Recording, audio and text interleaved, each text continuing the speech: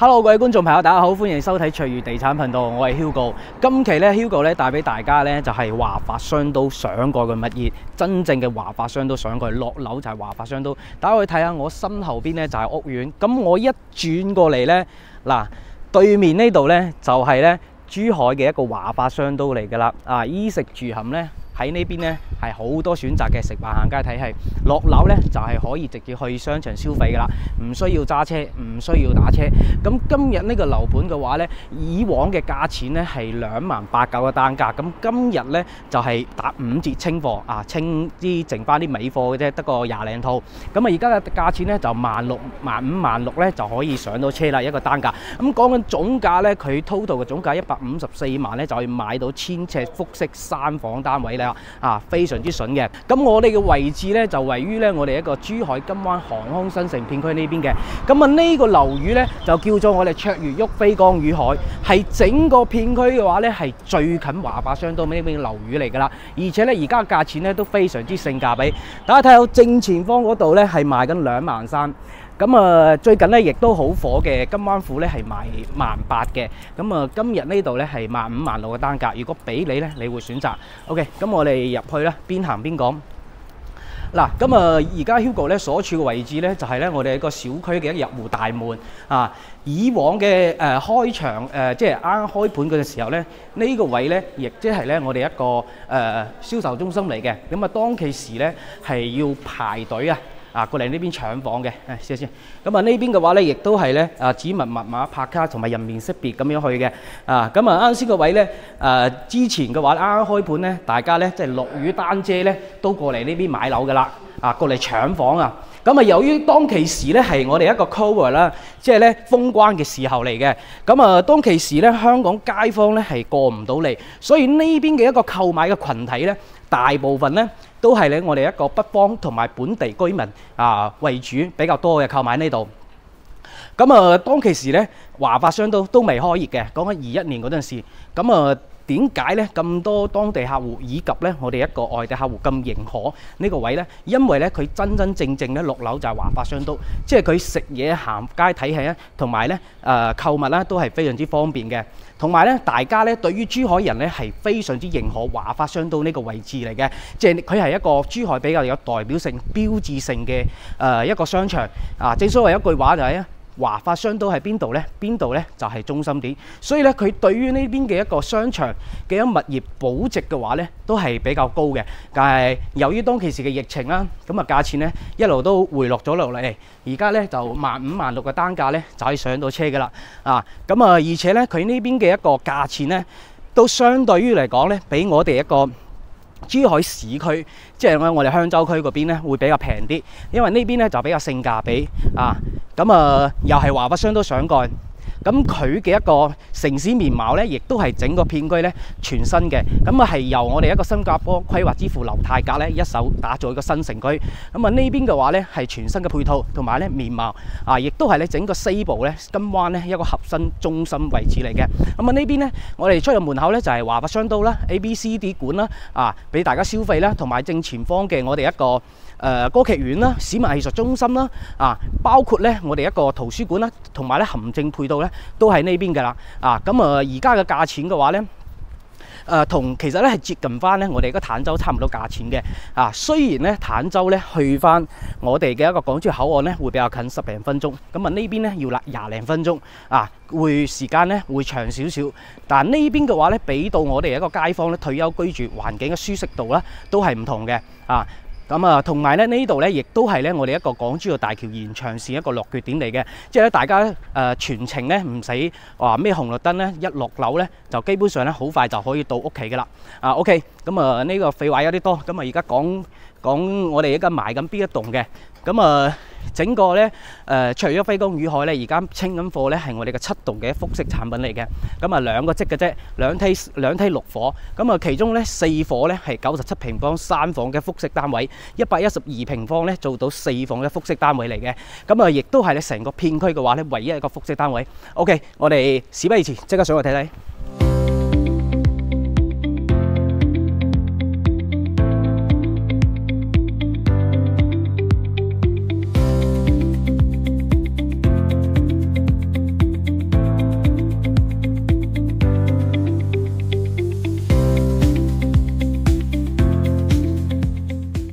好啦，各位觀眾朋友，今日而家 Hugo 咧就嚟到咧我哋22樓啊，咁啊鳳凰樓嚟嘅，係頂樓以下。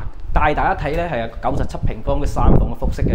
咁啊，首先咧入門咧呢邊咧就係標配嘅啦，指紋密碼拍卡3合1嘅一個交付標準大門啦。而右手邊呢度嘅話咧係做翻咧可以做翻咧我哋一個櫃嘅位置，因為其實呢個咧窗嘅位置咧佢係對翻咧我哋下邊嘅採光井嚟嘅。咁啊即係陽光咧係冇咩陽光嘅，所以呢個位置咧做翻咧我哋個櫃咧係比較合理嘅。而左手邊呢度嘅話咧係做翻咧我哋嘅公共洗手間嘅位置。咁呢個位置咧就比較細少少噶啦。啊，咁佢咧係冇我哋嘅一個淋浴間嘅。啊，可以入去影影。嗱，得一個坐廁嘅位置嘅啫。啊，即係咧方便咧我哋客人咧。或者咧平時咧可以喺呢邊上下公共廁所咁樣嘅啊，咁啊呢度嘅話咧通過咧我哋一個上邊嘅一個樓梯位啦，下邊咧有個空間咧，大家咧亦都可以做翻一系列嘅一個收納櫃嘅一個位置嚟嘅，擺放大家一啲嘅一個雜物啦，以及咧我哋嘅行李箱啦等等嘅。OK， 咁啊再嚟翻呢度嘅話咧，就係咧大家所見咧都係全部咧都係我哋交付標準嚟嘅，而呢度嘅話咧就係我哋一個 U 字形嘅一個廚房嚟㗎啦，咁啊 U 字形呢個廚房，大家所見咧都係個膠標嚟嘅，上邊嘅涼霸啦，以及咧我哋標準嘅3件套啦，咁啊呢邊咧亦都咧可以做翻咧我哋一個推拉門咁樣，即係可開放式嘅廚房，或者咧大家擔心油煙嘅話咧，拉翻埋嚟咧就可以做翻一個感廚，避免我哋嘅油煙嚟㗎啦，咁啊跟住咧呢度咧就係我哋一個橫廳嘅設計一個複式㗎啦，咁啊呢個廳咧大概咧係接近咧我哋一個6米嘅一個長度嚟嘅，咁橫廳咧俾到大家咧整體一個舒適感啦，或者視覺嘅空間感咧係比較大嘅，咁我哋電視機位咧就喺呢個位置。電視機位呢個位置，咁啊餐廳位咧就係呢個位置啦，以及咧呢個位咧，大家亦都可以做翻一系列嘅一個櫃喺度，咁啊會犧牲少少採光南向嘅採光啦，同埋咧大家睇到佢呢啲嘅一個裝修咧都係帶俾大家嘅，咁啊下邊咧一個踢腳線咧都係以翻咧我哋嘅瓷磚咧一直接鋪咁樣嘅啦，咁啊再睇翻我哋露台。嗱，整體嗰個露台咧，佢唔算話咧太長，大概咧就係3米度啊。咁啊，同埋呢度咧，亦都可以封窗嘅，可以睇上邊上邊咁樣咧，佢亦都係進行一個封窗嘅一個處理嚟㗎啦。咁啊呢邊嘅一個，我哋而家所住咧係6棟嘅，咁啊賣緊咧係隔離嘅一個7棟嘅啫。咁啊大家可以睇到，咁啊呢邊嘅一個都係比較開揚嘅，而左手邊咧嗰度咧就係我哋華發雙都啦。落樓就係華發雙都。咁啊，我哋再睇睇上邊咁啊呢邊咧就係咧我哋一個廳同埋上邊一個房咧就係隔開住㗎啦，咁啊可以保障翻咧我哋上邊嘅一個休息區嘅一個隱私啦。咁啊包括咧我哋一個樓梯咧，佢呢邊咧都係幫大家做好晒㗎。咁上邊咧係做翻咧我哋個3間房3間房嘅。咁啊先睇呢間房。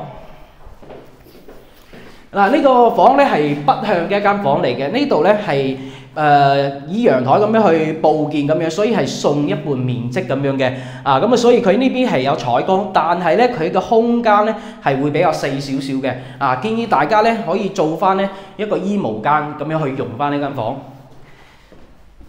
上到嚟呢邊嘅話咧，呢度咧就係咧我哋個乾濕分離嘅一個洗手間啦，咁啊唔好嘅咩咧？佢呢度咧。係對翻咧，我哋一個走廊位嚟嘅，呢個係佢唔好之處嚟嘅。咁啊，跟住咧呢度咧就係我哋一間客房啦。客房呢個位置咧中規中矩，如果大家做床嘅話咧，可以拍埋邊咁啊呢個位置咧就可以做翻咧我哋嘅一個儲物櫃，即係個衣帽間細少少嘅櫃。咁啊呢邊嘅亦都係咧睇翻我哋正南向嘅咁啊，後期呢度咧收咗樓咧，大家可以拆嘅。跟住咧，再嚟睇翻我哋一個主人房。咁啊主人房呢度嘅話咧，佢亦都係有套廁嘅喎。相對嚟講咧，佢呢邊嘅一個套廁咧，會比我哋剛才2樓嗰間廁所咧會大少少。咁如果大家咧上邊唔需要2個廁所嘅話咧，可以將嗰個套廁所打通嗰度咧連埋呢度咧，咁啊會做得比較大啲啦，或者做間房嗰度咁啊呢度嘅話就係我哋主人房啦。啊，三邊落床咧冇問題。咁啊，同樣咧都係我哋一個正南向嘅一個採光嚟嘅。嗱，咁啊呢度咧有啲人咧就係呢個位置。咁啊呢個位置咧佢就唔用嘅，所以佢打通咗呢個位置啊，或者做翻嗰啲連埋主人房一齊咁樣咧，咁啊整個主人房咧就會大少少啦啊，咁樣連埋一齊啊。OK， 咁啊呢個咧就係咧我哋一個97平方嘅一個3房3衛，下邊一個洗手間嘅，上邊2個洗手間嘅。咁佢呢啲嘅複式嘅話咧，就係咧我哋而家喺22樓，咁佢上邊呢個房間咧就係相當於23樓啦，因為佢咧係6米層高嚟嘅啊。OK， 咁啊稍後咧再同大家介紹我哋一個大面積嘅112平方4房嘅，我哋稍後見。OK， 各位觀眾朋友，咁啊，我哋剛才介紹完咧97平方3房咧，咁啊而家咧嚟到咧我哋112平方4房3個衛生間嘅。咁啊，首先呢邊咧嗱，咁啊佢唔同97平方係咩咧？佢就係咧有翻好大嘅空間，同埋咧佢做翻咧我哋一個玄關櫃俾到大家嗱，呢個鞋嘅位置啊。咁啊呢邊咧就係可以晾下我哋一啲嘅風褸啊，或者遮啊等等咁樣嘅。咁啊呢邊咧做鞋櫃都得嘅。咁後邊大家做下啲夾板，因為畢竟咧呢度嘅鞋櫃位咧，其實咧佢空間咧係比較有限嘅啊。咁啊通過玄關咧，再進入到咧同樣都係橫廳嘅112平方。咁佢個廳咧就比我哋剛才嘅97平方咧就會大好多啦，就會長好多噶啦。咁啊呢邊咧呢個廳咧係接近咧我哋一個7米嘅個廳嚟嘅嚇。咁啊而左手邊呢度咧，大家睇到就係家父標準啦啊 L 型嘅一個廚房。咁啊同時咧可以放咧我哋一個雙開門嘅一個大冰箱，而且係到頂嘅一個冰箱位嚟嘅啊。咁啊再睇翻我哋露台。咁啊露台咧嘅話咧，佢係同翻咧我哋一個裏邊嘅廳咧係同寬嘅，而且咧佢係直接咧可以連唔開嘅，整個露台係通嘅。啱先嘅咧就通唔到噶啦。咁啊呢個露台嘅話咧嗱，咁啊嗰邊咧大家可以晾衫啦，呢邊可以晾衫啦啊，呢邊晾衫。咁啊然之後呢邊嘅話咧可以作為咧我哋一個景觀露台，即係大家如果平時有食煙嘅一個男性朋友嘅話咧啊，或者呢邊咧可以作為大家一個景觀露台，食下煙啊，食下雪茄啊，飲下紅酒啊，可以喺呢邊。咁啊，再進入翻咧，我哋一個樓梯位置嗱。咁啊呢邊咧就係咧我哋嘅乾濕分離一個洗手間嚟嘅啊。咁啊呢邊由於佢係有飄窗台嚟㗎啦啊，咁啊佢呢個闊度咧都係 OK 嘅啊。咁啊呢邊嘅話咧個飄窗台就係全送嘅啊。咁啊唔好嘅咩咧就係嘥位啊。咁啊好嘅咩咧啊，方便啲老人家或者幫小朋友沖涼啊，或者老人家坐喺度沖涼。跟住咧，以樓梯位下邊呢度咧，亦都可以大家去做翻咧一系列嗰啲櫃啦啊。不過就會細少少啦呢邊啊。咁啊呢邊咧就係我哋一個1樓嘅一個客房啊。咁啊闊咧就係一般般啦啊，要拍埋翻我哋嘅飄窗台位置。可以咧，即係有啲老人家因為上落複式咧，其實唔方便嘅，咁啊可以咧，即係呢間房啊作為一個老人家喺呢邊住嘅休息嘅。咁啊再上翻咧，我哋一個2樓睇睇。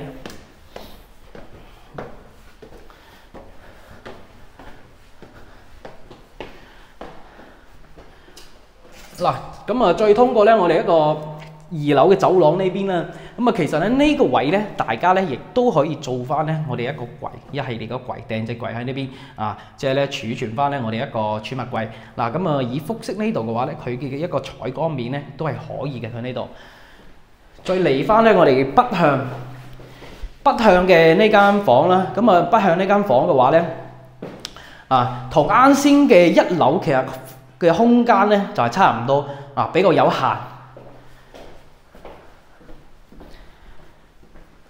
咁啊，而2樓呢邊咧，亦都係做咗一個洗手間。咁佢呢個洗手間嘅話咧，啊，佢係做翻咧我哋一個分離式嘅3段式嘅一個洗手間啊，分離式嘅係啦。咁啊呢邊嘅話咧，就係我哋一個鏡櫃啦，同埋星盤位置。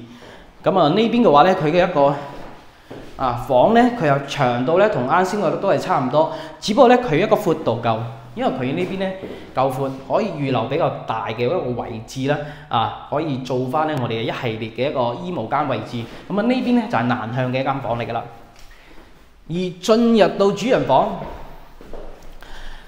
主人房呢邊嘅話咧就唔使講㗎啦，完全足夠大嘅，做翻3邊落床，同埋呢個 king size 一張床咧都係冇問題嘅。咁由於佢夠長啦，咁呢邊嘅話咧，大家咧亦都可以做翻咧我哋一個電視機櫃喺呢邊。咁呢個位置咧做衣帽間咧絕對足嘅，可以做2邊嘅一個並排嘅一個衣帽間喺呢度。咁呢邊咧亦都有咧我哋一個主人套廁喺呢度。OK， 咁呢度咧就係我哋一共介紹2個單位啦，一個97同埋咧我哋一個而家嘅112平方4房嘅單位嚟㗎。咁而家呢邊咧係最後嘅尾貨嘅複式嚟㗎。咁貨量咧其實都唔係好多嘅，得個20零套嚟㗎啦。咁佢呢個位置嘅話咧，佢係非常之近華發商都，係好近華發商都。